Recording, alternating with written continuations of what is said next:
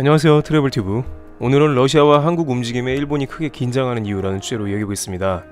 일본이 늘 하고 있던 우려가 한국과 러시아 당국에서 추진하는 프로젝트로 인해 현실화되고 있습니다.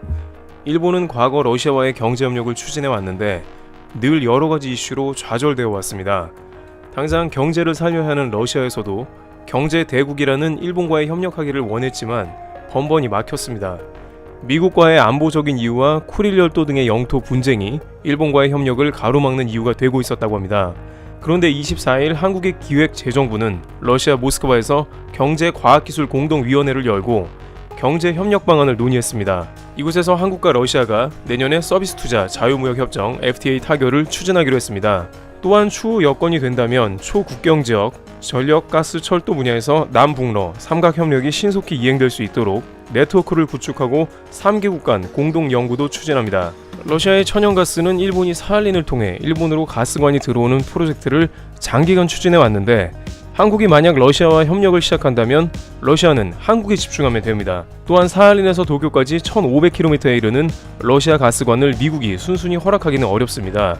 미국의 주요 미사일과 레이더 등 대러시아 방공망이 가동해야 하는 주요 범위이기 때문에 결국 이러한 공사는 어려운 것이죠. 물론 한국 역시 러시아, 미국 사이의 힘겨루기나 미국의 LNG 대량 수입권도 진행 중이라 다소 갈등의 요소는 있습니다만 도널드 트럼프 대통령의 북한 개방 정책에 따라 다소 완화된 입장을 보일 수도 있습니다. 이와 관련해서 트럼프 대통령은 내 친구 푸틴과 시진핑이 북한과의 관계 개선을 위해 도와줄 것을 믿는다고 강조해왔고 동북아 평화에 기여할 것이라 언급했습니다. 또한 러시아와의 경제협력 가운데 일본의 수출 규제로 인한 소재 분야의 위협에 대응하기도 했는데요. 양국은 한러 소재 부품 장비 가치사슬 구축을 위해 10억 달러 규모의 펀드 조성을 추진하기로 했습니다. 기술적 완성도가 높은 러시아 기초 원천 기술에 투자하고 우리의 상용화 기술과 접목해 소재 부품 장비 분야 경쟁력을 높인다는 계획입니다. 관계자들은 군사 분야의 경우에도 원천 기술은 미국보다 러시아에서 넘겨받은 기술로 발달된 경우가 많다면서 경제적으로 한국이 러시아에 다양하게 쥐어줄 것이 많기 때문에 기술적 보완 협력이 타 선진국보다 더 용이하다는 언급도 했습니다.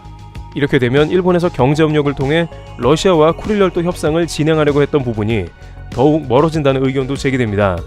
러시아는 한국과의 경제협력을 통해서 동북아시아에서 얻고자 했던 경제적 이득을 취해 여유가 생겨나기 때문입니다.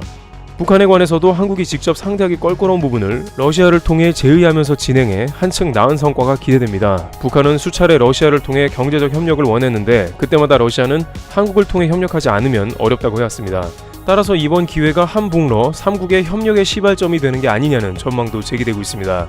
러시아, 북한 모두 굉장히 다급한 상황이기 때문이죠. 한국도 일방적으로 북한에 요청하는 그림보다는 러시아와 여유롭게 협력을 진행하면서 북한의 개방을 타협하는 것이 낫다는 것입니다. 한편 아베 총리는 오늘도 북한 김정은 위원장과 아무 조건 없이 만나자고 제의하면서 동북아 외교 무대에서 고립이 되지 않게 애쓰는 모습이 포착되고 있어 다급함을 보여주고 있습니다. 트래블튜브 여기서 마치겠습니다. 감사합니다.